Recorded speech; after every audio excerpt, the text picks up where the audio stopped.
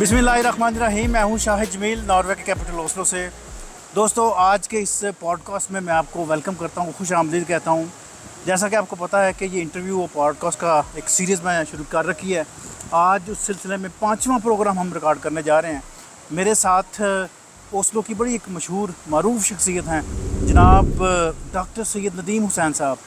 आप पेशे के अतबार से डॉक्टर हैं, लंग्स स्पेशलिस्ट हैं और यहाँ ओस्लो के एक बड़े मशहूर हॉस्पिटल में अपनी ड्यूटी सर अंजाम दे रहे हैं। साथ में आप शायर हैं, कॉलमिस्ट हैं और यहाँ पर एक बहुत बड़ी एक अदबी तंजीम दरीचा, उसके आप सदर हैं। गुज़श्ता 12-14 सालों से ये तंजीम बड़े फ़ाल अंदाज में उर्दू की तरवीज के लिए काम कर रही हैं। आपको मैंने हमेशा बड़ा मिलनसार और बड़ा हमदर्द पाया। बड़ी एक वर्सटाइल किस्म की पर्सनालिटीज़ हैं। इसके अलावा आपको सियासत से बड़ा शगुफ़ है। आप हुस्न मज़ाक आपका बहुत तेज़ है। इसके अलावा सोशल मीडिया पे आप बड़े एक्टिव हैं। कोई भी टॉपिक ऐसा नहीं होता कि जिस पर डॉक्टर साहब ने कभी कोई अपने कमेंट्स ना किए हों। तो ज़ाती तौर पर हम बड़े इनके फ़ैन हैं। मैं अपनी तरफ से, अपनी पूरी टीम की तरफ से डॉक्टर साहब मैं आपका शुक्रिया अदा करता हूँ। शुक्रिया जनाब। और मैं आपको बताता चलूँ कि ये डिजिटल ब्रॉडकास्ट का प्लेटफॉर्म है जी, और 5वां प्रोग्राम है जी जो आज हम ओस्लो नॉर्वे में वीगलैंड पार्कन, जिसको हम फ्रोगनर पार्कन कहते हैं, तो वहाँ पर हम ये रिकॉर्ड कर रहे हैं। ये बड़ा एक फेमस पार्क है। यहाँ पर हज़ारों सैकड़ों की तादाद में रोज़ यहाँ पर बड़ी तादाद में, बड़ी कसीर तादाद में यहाँ पर टूरिस्ट जो है ना वो यहाँ का रुख करते हैं। तो डॉक्टर साहब, बग़ैर किसी ताख़ीर के हम चलते हैं जी आज के प्रोग्राम का एक बाकायदा आगाज़ की तरफ। अच्छा जी, जिस तरह मैंने जिक्र किया जी कि आज का जो दिन है ये चूज़ किया जी डॉक्टर साहब ने ख़ुद, और इस जगह का भी ख़ुद डॉक्टर साहब ने किया जी तयन। मेरा ये पहला आउटडोर प्रोग्राम है। पहले जितने हमने प्रोग्राम किए हैं डॉक्टर साहब वो हमने स्टूडियो में किए हैं, इंडोर किए हैं। सही। लेकिन credit goes to you. Thank you कि जी आपने ये हमें कहा और ये अपनी ख्वाहिश की और सजेस्ट किया कि यहाँ पर करें, तो इसका क्रेडिट तो कम से कम आप ज़रूर लें हमसे। Thank you. नहीं, उसकी वजह यही है कि एक थोड़ा सा आउटडोर माहौल है, मौसम भी अच्छा है। मौसम भी अच्छा है और ये एक तारीखी जगह है। तारीखी जगह। अच्छा जी डॉक्टर साहब, सबसे पहले हम चाहेंगे जी अपने जो हमारे जो द डिजिटल ब्रॉडकास्ट के जो नाज़रीन या दूसरे हमारे प्लेटफॉर्म पे जो हमारे जो दोस्त हैं वो ज़रूर आपकी शख्सियत को जानना चाहेंगे कि आप कौन हैं, कब से यहाँ पे मुकीम हैं, आपका स्टडी बैकग्राउंड क्या है, फैमिली स्टेटस क्या है, यहाँ पर आप कौन सी ऐसी जॉब कर रहे हैं, और इसके साथ साथ जो आपके अंदर जो एक हुस्न मज़ाक है, आपके अंदर जो शायराना जो तबीयत है, जो कॉलमिस्ट हैं और सोशल मीडिया पे जो आप लिखते हैं, और आपकी जो निजी ज़िंदगी के कुछ सवाल। तो ये बड़ा लंबा चौड़ा आज का एजेंडा है जी, जिसमें हम आज डॉक्टर साहब से बात करेंगे। डॉक्टर साहब, सबसे पहले मेरा जो एक फॉर्मल एक क्वेश्चन है जी, बिल्कुल एक रवायती किस्म का है, वो है जी आपकी इब्तदाई ज़िंदगी के बारे में। तो थोड़ा सा हमारे नाज़रीन को बताइएगा कि आप थोड़ा सा अपने बचपन के बारे में, अपने बहन भाई के बारे में, या फैमिली के बारे में, या अपनी जो जाए पैदाइश है उसके बारे में जितना आप हमें बताना चाहते हैं। तो over to you sir. Thank you. सबसे पहले तो आपके तमाम नाज़रीन को मेरी तरफ से सलाम। अल्लाह ताला सबको अपनी अमान में रखे, खुश रखे। मेरा ताल्लुक़ जो है वो जो लोग जीटी रोड पे सफ़र करते हैं, लाहौर और सियालकोट कह लें आप, या लाहौर और रावलपिंडी के दरमियान, लाहौर रावलपिंडी के दरमियान, राइट।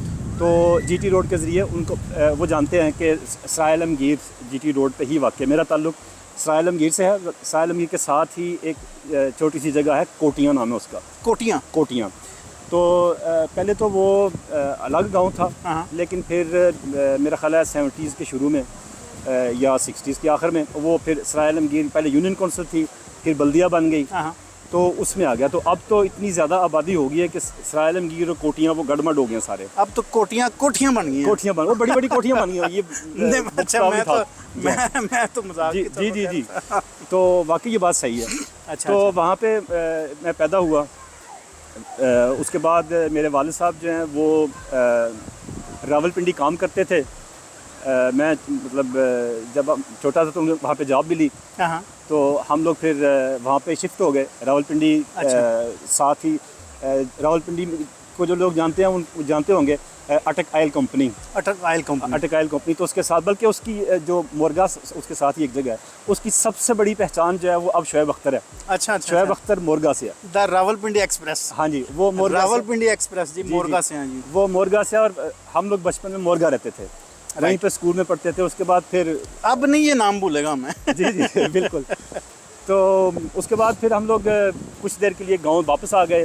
फिर वाले साहब वहाँ से कराची शिफ्ट हो गए। तो हम लोग भी फिर कराची चले कराची गए। भी रहे आप? बचपन का एक बड़ा हिस्सा जो है वो फिर कराची में गुजरा। कराची में गुजरा। तो कराची में फिर वो बदकिस्मती से हुआ ये कि मैं बीमार हो गया, हाँ हाँ। काफ़ी बीमार हुआ। फिर डॉक्टर ने भी कहा कि आप बच्चे को जो है ना वो पंजाब ले जाएं। तो मेरी वजह से फिर फैमिली को वापस शिफ्ट होना पड़ा सराय आलमगीर, सराय आलमगीर, कोटियाँ। अच्छा अच्छा। तो उसके बाद फिर उधर ही रहा हूँ ज़्यादा। फिर खारियाँ कैंट कॉलेज है, FG degree college Kharian cantt, अच्छा अच्छा। वहाँ से फिर मैंने FSC की, मैट्रिक पहले सराय आलमगीर से किया था। अच्छा अच्छा। तो गवर्नमेंट हाई स्कूल सराय आलमगीर, तो वो बिल्कुल GT रोड मिलिट्री कॉलेज के बिल्कुल सामने है वो। तो उसके बाद फिर मैंने FSC जो है वो FG degree college Kharian cantt से की। जी जी। बल्कि अपने क्या नाम है इनका, कमर ज़मान कायरा साहब, हाँ। ये हमारे वहाँ सीनियर थे। अच्छा अच्छा। और हमारी स्टूडेंट यूनियन के सदर उसी कॉलेज में? उसी कॉलेज में वाह जी वाह। हमारे स्टूडेंट यूनियन के सदर थे ये। अच्छा। तो ਤੁਹਾਨੂੰ ਤੇ ਫਿਰ ਸਿਆਸਤ ਦਾ ਸ਼ੁਰੂ ਤੋਂ ਚਸਕਾ ਹੈ ਫਿਰ ਲਾਈਕ? मुझे तो उस वक्त से चस्का गिरफ्त कह लेते हैं, मतलब 10-11 साल की उम्र से ही। हाँ हाँ। मुझे याद है कि मैं उस वक्त भी BBC रेगुलर सुनता था, वाह जी वाह। 11 साल की उम्र में। तो उसके बाद फिर मैंने MBBS जो अल्लामा इकबाल मेडिकल कॉलेज से किया, लाहौर से।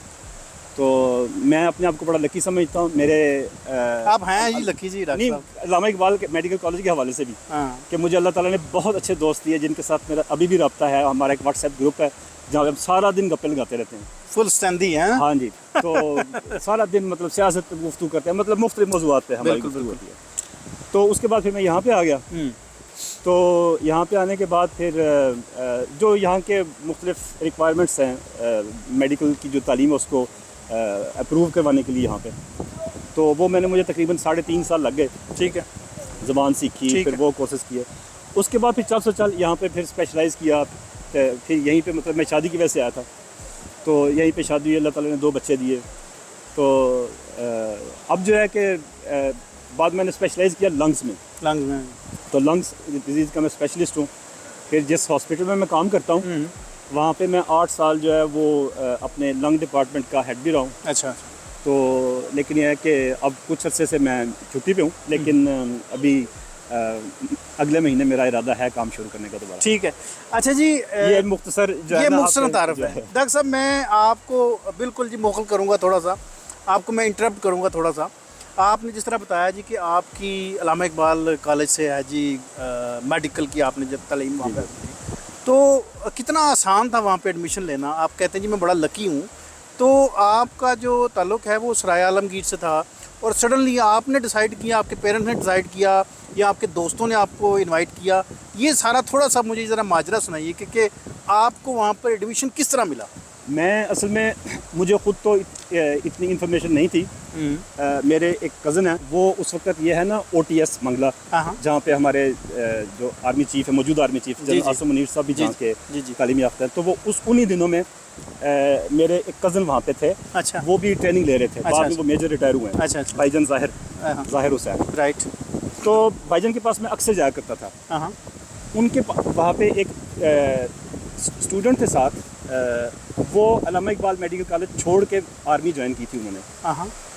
तो जब भाईजान ने बताया कि ये मेरा कज़न है तो ये मेडिकल में जाना चाह रहा है, तो यार इसको कुछ गाइड करो। वकार नाम था उनका, पता नहीं बाद में वो क्या बने क्या हुआ, वकार साहब को मैं नहीं जानता, बाद में उनसे रब्ता नहीं हुआ। लेकिन वकार साहब ने मुझे ये मशवरा दिया था कि आप जो है ना अल्लामा इकबाल मेडिकल कॉलेज को प्रायोरिटी दें।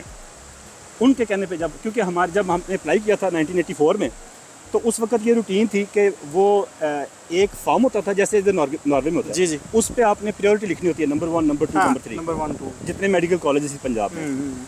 तो ज़्यादातर लोग जो है ना वो किंग एडवर्ड लिखते थे। जी जी। तो मैंने वकार साहब के कहने पे तो वो मैंने लिखा था अल्लामा इकबाल, दूसरे नंबर पे मैंने रावलपिंडी लिखा था और तीसरे नंबर पे किंग एडवर्ड लिखा था। यही मैंने पूछना था। हाँ जी। तो क्योंकि रावलपिंडी हमारे घर के करीब था, बचपन भी गुजरा हुआ था वहाँ पे, उसमें बचपन की यादें भी थी, कुछ जज्बाती वाबस्तगी थी, तो मैंने कहा चलिए अगर अल्लामा इकबाल में ना हुआ तो रावलपिंडी में कर लूँ। तो रावलपिंडी में कर लूँ। हाँ जी। तो अच्छा, ये बैकग्राउंड था। बिल्कुल। अच्छा डॉक्टर साहब, मुझे चूँकि एक और भी शर्फ हासिल है कि आपका पहले भी मैंने एक इंटरव्यू किया था कुछ अर्सा पहले, हमारा एक मैगजीन है स्कून मैगजीन, तो उसमें मैंने आपका इंटरव्यू किया था, तो उसमें आपने इंकशाफ किया था जो मैं आज फिर दोहराना चाहता हूँ। ये मैंने आपको बताया नहीं, लेकिन मैं दोबारा फिर दोहराना चाहता हूँ। आप तो डॉक्टर बनना चाहते थे दांतों के, बल्कि आपने तो एडमिशन भी ले लिया था। जी बिल्कुल। तो ये ट्रैक क्यों बदल लिया आपने एकदम फिर? असल में बुनियादी जो बात थी ना, वो करना मैं MBBS ही चाहता था। अच्छा अच्छा। लेकिन उस वक़्त चूँकि वो ज़ियाउल हक साहब का दौर था, मार्शल था, और मार्शल में जो है वो कोई मतलब वो जो साहब ने फरमा दिया वही कानून बन गया। बिल्कुल। तो साहब ने फरमा दिया कि जिन लोगों ने 1 साल एक्स्ट्रा किया है FSC में, उनके 10 नंबर काट लो ओवरनाइट। तो वो उस वजह से मेरा मेरिट से जो है ना वो आधा नंबर कम था कुल। हाँ जी। तो मैं उसमें नहीं आया, लेकिन मैंने जब अप्लाई किया था ना, तो मैंने अप्लाई दोनों में किया था। हाँ। क्योंकि वो भी एक दोस्त थे, असद नाम था उनका, वो जी, जी। डेंटल सर्जन थे, उन्होंने मशवरा दिया था। तो मैंने जो है ना वो उसमें भी डेंटल में भी, डेंटल सर्जरी में भी उधर किया था apply at the same time. बिल्कुल। तो वो फिर मैंने जब मिल गया तो अभी इधर से जवाब नहीं आया था अल्लामा इकबाल का। जी जी। तो उसमें इस दौरान वो मुझे मिल गया, तो मैंने वो ज्वाइन कर लिया। बल्कि मेरे साथ 2-3 दोस्त और भी थे। शुरू कर लिया आपने? हाँ जी, उधर मैंने फिर शुरू कर लिया। तो जिस कॉलेज में डी मोंटमोरेंसी कॉलेज लाहौर में है, बड़ा मशहूर कॉलेज है अपने, क्या नाम है इनका, ये जो साहबका हमारे सदर हैं आरिफ अलवी साहब, ये वहीं के ग्रेजुएट हैं। जी जी। बल्कि ये 74 में फारिग हुए थे, तो हम लोगों ने 84 में शुरू किया था। आगे पीछे। तो हाँ जी, मतलब 10 साल हमसे आगे थे। बिल्कुल सही है। तो अच्छा ऐसे जी। इसका ये बैकग्राउंड था। चलें, दैट्स गुड जी। दोस्तों जी, आप देख रहे हैं जी द डिजिटल ब्रॉडकास्ट के साथ आज हमारा 5वां प्रोग्राम है जी। पॉडकास्ट का सिलसिला हमने जारी कर रखा है। आज हमारे गेस्ट हैं जी ओस्लो की बड़ी एक मशहूर शख्सियत है जी, डॉक्टर सैयद नदीम हुसैन साहब। तो keep tune with us. Thank you.